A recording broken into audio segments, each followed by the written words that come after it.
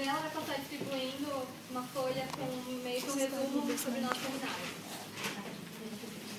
Vocês podem, vou pedir para vocês deixarem as perguntas para o final. Vou começar falando um pouco sobre o capitalismo. O capitalismo é o sistema mais usado hoje em dia. Ele começou com o mercantilismo, mudou depois com a Revolução Industrial e mudou ainda mais com a Segunda Guerra Mundial. Ele só funciona quando há o acúmulo de capital. E hoje em dia isso é mais do que certo por causa do consumismo. Podemos até relocar num primeiro momento, mas é fato que os equipamentos eletrônicos estão cada vez mais tomando conta do nosso dia a dia. Computadores, tablets, smartphones, videogames e televisores são alguns exemplos com os quais podemos ter contato ao longo da nossa rotina diária. Embora alguns deles não sejam essenciais para a nossa sobrevivência, muitas empresas não poupam investimentos no setor de marketing que criam necessidade no nosso cotidiano e nos induzem a comprar cada vez mais e novos produtos. E os relatórios das companhias de pesquisa de mercado mostram que isso tem dado certo. Assim como tem acontecido nos últimos anos, a expectativa é que o consumo de eletrônicos continue aumentando. O filósofo Herbert Marcuse, em Sociedade Tecnológica, sintetiza esse consumo desenfreado. De fato, uma sociedade avançada em razão do progresso tecnológico somente se sustenta quando organiza e explora com êxito a produtividade da civilização industrial. A crescente produtividade de mercadorias e serviços traz consigo atitudes e hábitos prescritos que acabam mobilizando a sociedade em seu todo, com a promessa utópica do ócio, do entretenimento e lazer organizados. Esse princípio é utilizado pelo marketing da obsolescência planejada. O que é a obsolescência planejada? Obsolescência planejada ou programada é uma estratégia usada por muitas indústrias que tem o objetivo de reduzir a vida útil de um produto. Ou seja, o produto é desenvolvido para que dure um determinado período de tempo programado pelo fabricante. Os casos mais comuns de obsolescência ocorrem com eletrônicos, eletrodomésticos e automóveis. A obsolescência é algo até relativamente novo, pois até a década de 20, as empresas desenvolviam seus produtos para que durassem o máximo possível. Mas a crise econômica de 29 e a explosão de consumo em massa nos anos 50 fez com que essa mentalidade dessas empresas mudasse e consagrassem a tática da obsolescência. É uma estratégia secreta utilizada por muitas indústrias que tem o objetivo de incentivar o produto desenfreado.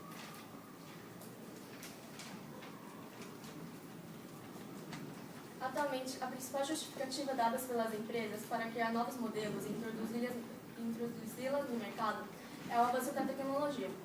Mas, na verdade, essas novas tecnologias são guardadas, mesmo estando prontas para lançamento, até que a pista no mercado entre em declínio. Quanto mais rápido você introduz pequenas modificações, mais você acelera o ciclo produtivo, fazendo com que os consumidores dependam dessa mudança. Esse é o grande problema futuro da sociedade, o consumo necessário versus o consumo supérfluo. Quem nunca comprou alguma coisa, alguma roupa, algum sapato, acessório, que deixou de lado no armário, não usou? Bom, a gente não pensa que atrás desse consumo desnecessário tem trabalho escravo.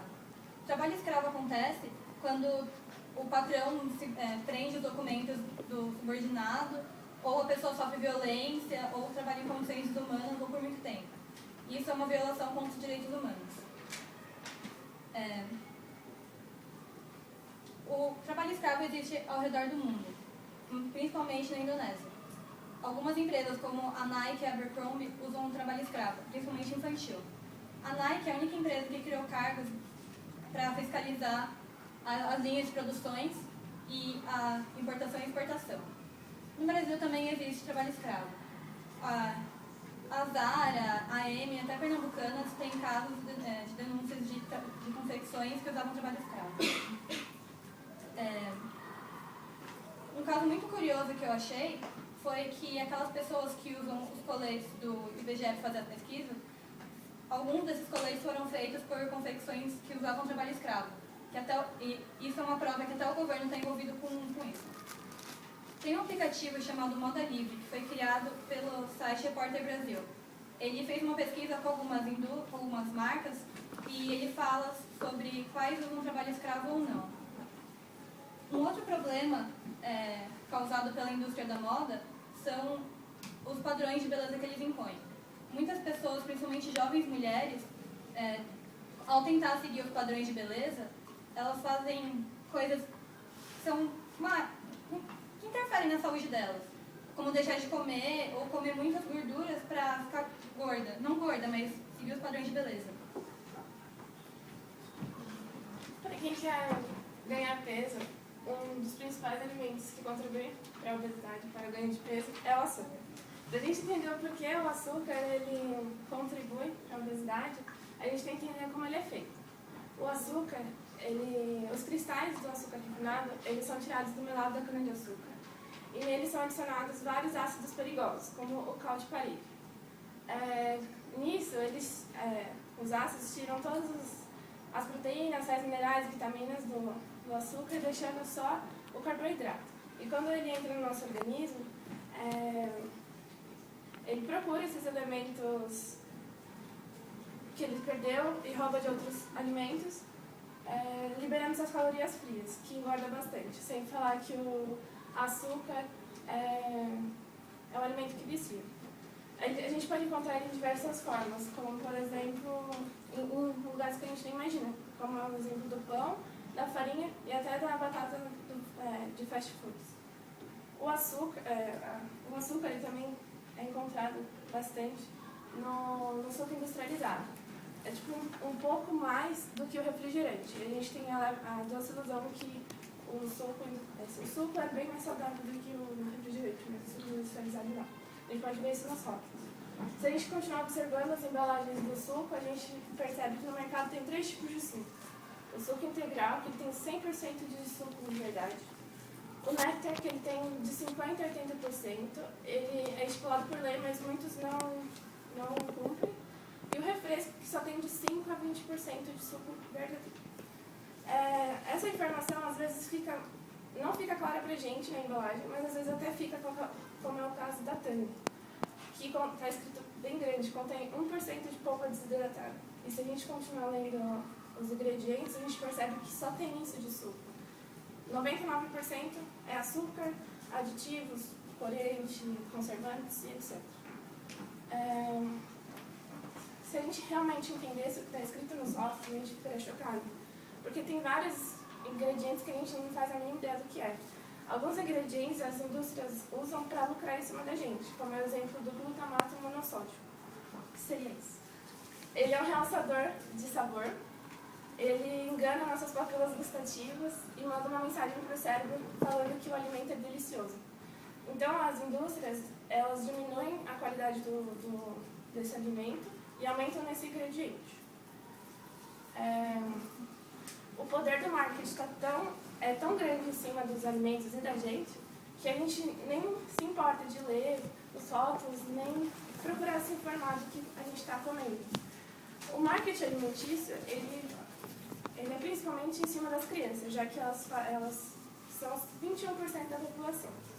Eles usam da inocência das crianças para induzir o que elas têm que comprar, em cima de propagandas na TV, em outdoors, em outros tipos de personagens famosos nas embalagens e até de brinquedos, que é o caso do Mac. McDonald's, por mais que ele seja um fast food, ele é a maior empresa de brinquedos que existem no mundo. Isso é meio chocante. Há uma lei que proíbe essa abusividade em cima das crianças, mas o processo demora tanto e eles acabam ganhando sempre por causa do capital. O Mac, ele existe em 188 países, então ele tem que se adaptar a cada cultura. Por exemplo, na China, eles adquiriram arroz no cardápio deles. Uma outra jogada de marketing muito interessante é o Mac Dia Feliz. Para quem não sabe, no Mac Dia Feliz, os impostos arrecadados da venda do Big Mac são doados para uma instituição de câncer. O que é muito contraditório, já que o Mac ele é um dos principais contribuintes para o aumento do câncer para a gente. Como, por exemplo, na batata deles, tem 17 ingredientes. Não é só óleo, batata e sal. Tem, por exemplo, o óleo canola. O óleo canola ele é desenvolvido a partir da planta chamada colza. Ela, antigamente, e até hoje ainda é, usada para fazer sabão, óleos lubrificantes, pesticidas. E agora, a partir de mudanças genéticas, ela é usada para óleo alimentício. Consequentemente, isso traz muitos prejuízos para a gente, como, por exemplo, a cegueira, câncer e a doença da vaca louca. O óleo canola, ele é um alimento transgênico. O que são alimentos transgênicos? Os alimentos transgênicos são alimentos que sofrem alguma mudança genética. Eles têm um gene de um outro alimento neles. Isso traz várias vantagens para a gente, como eles diminuem o desenvolvimento da planta, eles aumentam a produtividade, mas, consequentemente, eles trazem muitas desvantagens. Em relação ao meio ambiente, eles empobrecem o solo e criam super pragas. E para a gente, os estudos ainda não são grandes para a gente ter uma certeza, mas possíveis alergias e resistência a antibióticos. No rótulo, todo 1% que tiver em um alimento, a gente tem que ter esses rótulos. E eles são bem pequenininhos, ficam atrás, onde ninguém olha. E ninguém se importa muito com isso. Então, eles simplesmente ignoram, deixam bem pequenininho para a gente nem perceber. É muito importante ressaltar que a maioria das doenças das últimas décadas poderiam ser resolvidas através de uma alimentação melhor. Por exemplo, o câncer é causado principalmente pelo açúcar. Mas, enfim, agora eu vou falar sobre a indústria farmacêutica. E para nós entendermos de onde vem todo o dinheiro dela, é importante a gente ter a noção sobre patentes. Patente é você ter um monopólio sobre algum produto, ou seja, só você pode comercializar ele durante um período de tempo. E para você patentear algum produto na indústria farmacêutica, ele tem que ser totalmente sintético, ou seja, ele não pode ser encontrado na natureza. Então, por exemplo, a vitamina C, ela é um composto natural, então ela é barata porque ninguém patenteou ela, e isso, de acordo com as leis da procura e da oferta, diminui o preço. E também tem uma lei que quebra as patentes em caso de epidemia. Por exemplo, se tivesse a cura do ebola, a patente seria quebrada e o governo ia produzir vários genéricos para ter um acesso grande para a população. As patentes, junto com alguns benefícios que as indústrias farmacêuticas dão para médicos, foi chamada de máfia da doença. Saiu muitas reportagens no final do ano passado e no começo desse ano, principalmente pela Band, de várias denúncias de benefícios impostos aos médicos. Por exemplo, representantes da farmácia iam até hospitais e consultórios e compravam os médicos a partir de palestras e dinheiro mesmo, viagens. E o que acontecia? Você ia no médico, o ideal seria consumir o medicamento X, mas eles te receitavam o Y, porque eles estavam sendo comprados para receitar isso para os pacientes. E tem uma entrevista sobre a máfia da doença, sobre o Richard Roberts, ele ganhou o Prêmio Nobel de Medicina, e ele divulgou uma entrevista sobre isso. E também tem uma denúncia sobre a dependência física e psíquica das drogas psiquiátricas, como, por exemplo, antidepressivos. Em vez de procurarem a causa da depressão, eles injetam vários antidepressivos nas pessoas e elas ficam dependentes pro resto da vida. E isso, na verdade, só maqueia os sintomas e não cura o que está por trás. Essa máfia da doença é uma denúncia sobre a possível cura da AIDS. Como todo mundo acha que não tem, mas tem uma substância que chama naltrexone. E ela é uma substância orgânica, ou seja, ela não pode ser patenteada, então não gera lucro para as empresas. E ela é facilmente encontrada em farmácias de manipulados, por custo barato. E um médico, ele receitou para 700 pacientes de AIDS, ele receitou em 1 ano e meio de naltrexone. O que aconteceu é que 690 dos 700 foram eliminados. A AIDS eles foram imunizados, tiveram imunidade de volta. E essa substância também ajudou muito na melhora da psoriase, lúpus, hepatite e esclerose múltipla. Tanto é que quando ele foi divulgar esse estudo no meio acadêmico, a GlaxoSmithKline, que é a principal distribuidora de vacinas para o Brasil, que ela tem patentes de diversas vacinas, ameaçou esse médico e ele não pôde publicar devidamente, mas todas as denúncias estão no blog do Dr. Vitor Sargentino, que é conhecido internacionalmente. Outra coisa também que não é muito divulgada é a dieta cetogênica, sobre o câncer, que é o que acontece. Para as células se multiplicarem, elas precisam do açúcar. Então, quando as células cancerígenas não têm açúcar, elas não se multiplicam. Então, o câncer estabiliza sem quimioterapia, sem radioterapia, só fazendo a dieta cetogênica, que é o corte dos carboidratos. Tanto é que essa Alex Hayden, ela tinha câncer cerebral. E ela não fez quimioterapia, nem radioterapia, ela só cortou carboidrato. O câncer dela estacionou em 2 anos, reduziu 50% sem nenhum medicamento. Mas, infelizmente, isso não é muito divulgado, porque as empresas querem que você fique comprando muitos medicamentos de quimioterapia para eles lucrarem ainda mais. E também tem o mito do HCG. O que acontece é que nas últimas décadas aumentou muito o índice de obesidade. E com isso surgiram vários medicamentos que prometem resultados para emagrecer. E com isso também surgiu o mito do HCG. O que acontece? Que falam que hormônio faz mal. Se você injetar hormônio em você, isso vai prejudicar a sua saúde e não vai dar resultado. Mas eu procurei minha médica e vi vários blogs de vários médicos e isso, na verdade, não é verdade. O que acontece é que o HCG ele realmente faz você perder massa gorda.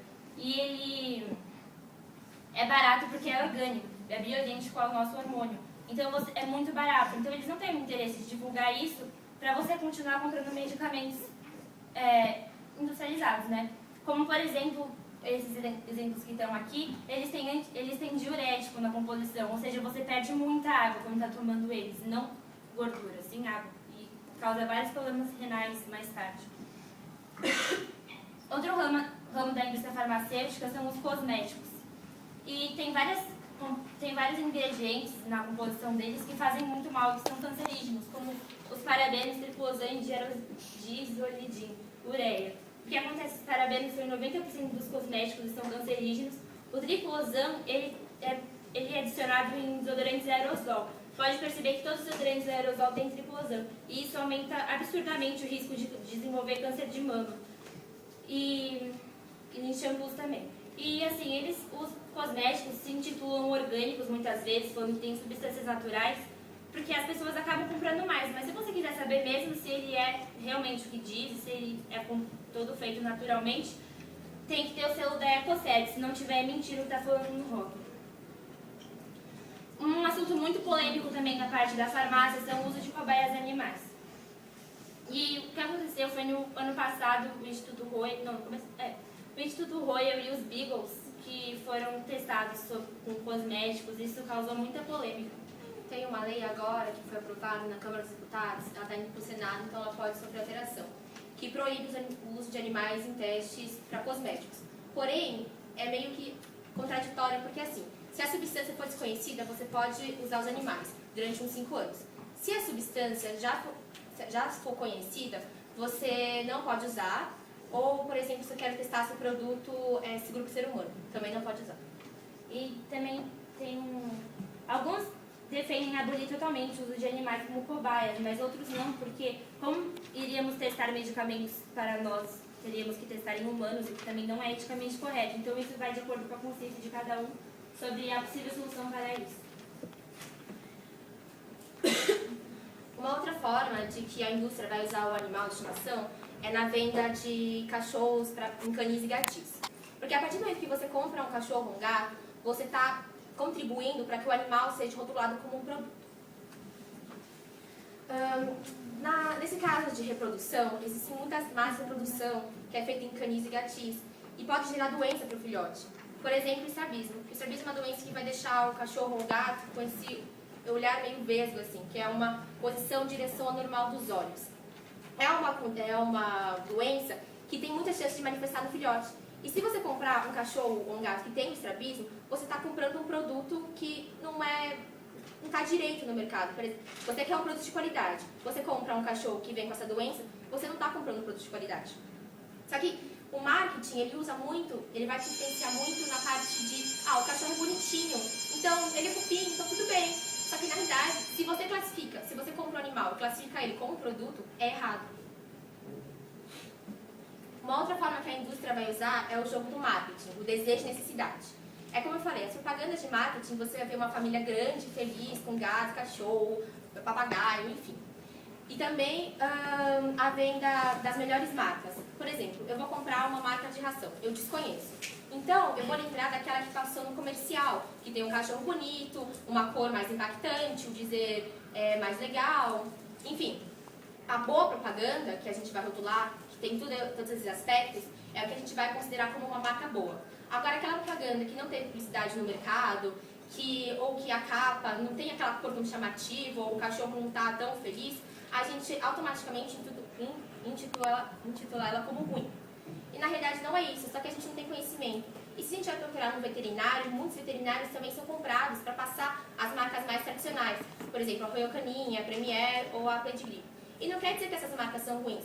Só que muitas vezes aquela marca que não usa o marketing como base também são muito boas e tem muita nutrição para o filhote, que é o caso da Natural, que praticamente quase ninguém conhece porque é uma marca que não usa esse jogo. Falando também sobre animais, tem que falar sobre a Abimpet. A Abimpet é a Associação Brasileira da Indústria de Produtos para Animais de Estimação. A Abimpet ela possui os dados mais confiáveis, porque se você procurar, tem muitos dados muito aleatórios e que não se encaixam muito. Então, esse gráfico, ele está atualizado, ele tem uma avaliação no segundo semestre de 2014, e fala que o Brasil ele é o segundo maior país do mundo em população de cães e gatos. Ele tem 37,1 milhões de cães e 21,3 milhões de gatos. Ele vai perder para os Estados Unidos, que tem uma população de 80 milhões de cães e 86 milhões de gatos. Ele também é o quarto maior do mundo em população total de animais de estimação. São 106,2 milhões. E ele é o segundo maior do mundo em faturamento. Quer dizer, o Brasil fatura demais no ramo de pet shop. Por isso, abrir um pet shop é considerado um lucro certo, porque hoje ele está movimentando a economia. A cada 1 minuto abre um pet shop no Brasil. E para vocês verem como esse lucro ele é garantido, a ração é mais ou menos de 57,8 milhões, os snacks de 6,8 milhões, produtos 2,3 milhões e veterinários 743 mil dólares. A população ela vai gastar mais com a alimentação dos animais. O gasto de cão vai ser de 470 mil toneladas, que é 90% do total. E de gatos é 8,6%, que são 40 mil toneladas produzidas. Enfim, gente, esse é o nosso trabalho. A gente queria passar um pouco de conhecimento para vocês saberem agora o que vocês têm que comprar, o que é realmente necessário, o que é supérfluo e como vocês estão sendo enganados pela indústria nessa parte de consumo. Vocês acabam querendo consumir tanto que muitas vezes a gente não para pensar assim, o que é realmente certo, o que está de qualidade, como a gente não vai ser enganado, se o produto está falando a verdade. Enfim, tem que fazer, na realidade, uma pesquisa na base disso.